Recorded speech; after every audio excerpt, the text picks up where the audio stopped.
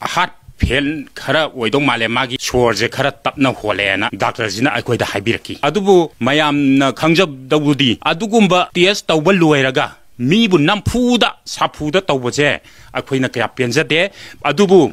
हाइरिबा doctor असे operation तौरिबा doctor असे मसी मयामना खंगबियु अदुबु मसी मतुंग मनाव अमोना मयामगी थोंगदा माबु अमोना मागी हॉस्पिटल गी थबक से थबक जगी डिजाइन तौबियु यांगी मफमदा आइना कैनोम हाइजरी आइगी इमिंग हिजम मोहन मैतै लैखिदबा आइगी वेबसिना हिजम होंबी इबेमसा देवी मा बु अखोइना नोंगा कैनो 30 अगस्त नुमिता नारक तुसंदुना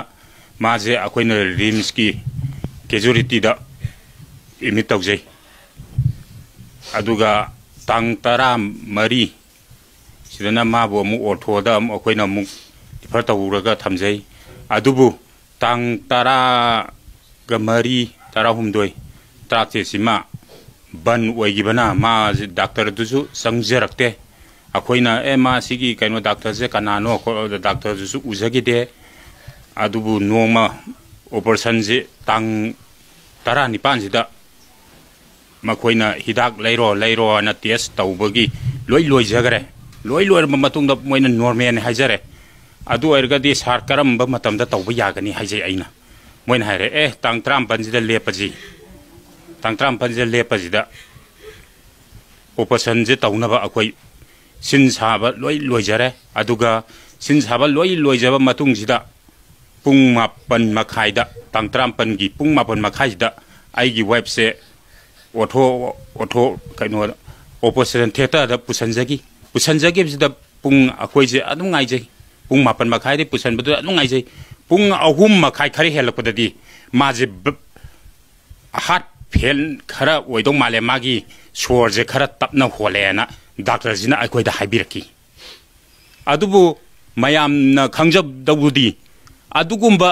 टेस्ट तौबा लोइरगा मीबु नमफुदा साफुदा तौबजे अखोइना कया पेंजदे अदुबु हाइरिबा डॉक्टर असे मसीबु तौरिबा ऑपरेशन तौरिबा डॉक्टर असे मसी मयामना खंगबियु अदुबु मसी मतुंग मनाव अमोना मयामबु माबु मयामगी थोंगदा माबु अमोना मागी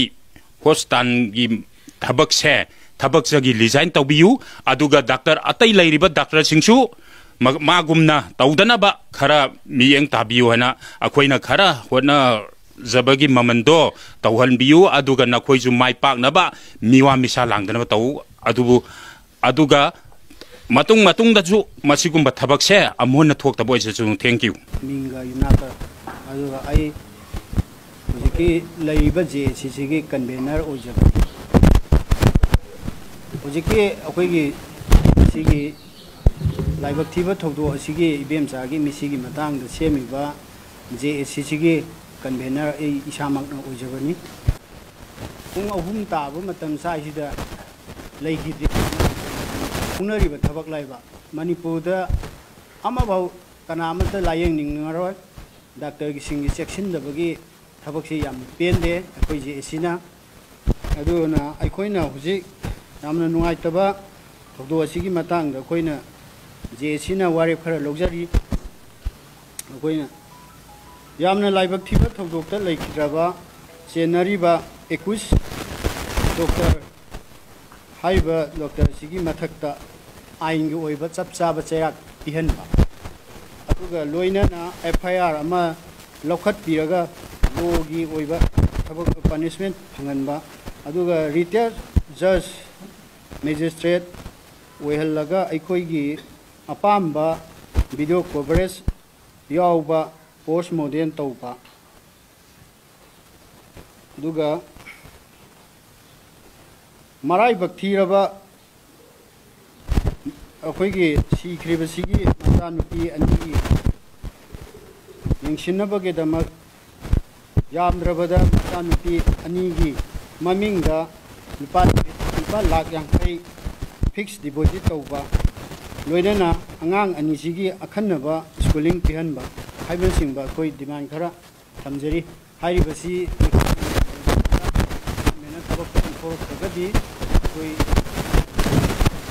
ꯂꯩꯔꯤꯕ ꯑꯩꯈꯣꯏꯒꯤ ꯁꯤꯚꯤꯜ ꯁꯣꯁꯥꯏꯇꯤ ꯑꯣꯔꯒꯅꯥꯏꯖꯦꯁꯟ ꯃꯌꯥꯝ ꯇꯥꯟꯅꯔꯒ ꯑꯩꯈꯣꯏ ꯕꯟ ꯇꯧꯕ꯭ꯔꯥ ꯀꯔꯤꯅꯣ ꯑꯩꯈꯣꯏ ꯑꯀꯟꯕ ꯈꯣꯡꯖꯪ ꯆꯪꯁꯤꯟꯒꯅꯤ ꯍꯥꯏꯕ ꯋꯥꯐꯝ ꯊꯝꯖꯔꯤ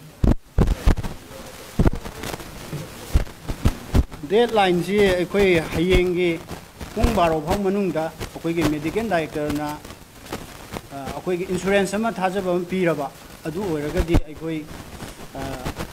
ꯌꯥꯅꯒꯅꯤ ꯑꯗꯨꯒ ꯑꯗꯨꯗ ꯏꯟꯁꯨꯔꯦꯟꯁ ꯄꯤꯔꯛꯇ꯭ꯔꯒꯗꯤ ꯑꯩꯈꯣꯏ ꯄꯨꯡ 1 ꯇꯥꯕ ꯃꯇꯝꯗꯒꯤ ꯑꯩꯈꯣꯏ ꯅꯦꯁꯅꯦꯜ ꯍꯥꯏꯋꯦ ꯕꯟ ꯇꯧꯒꯅꯤ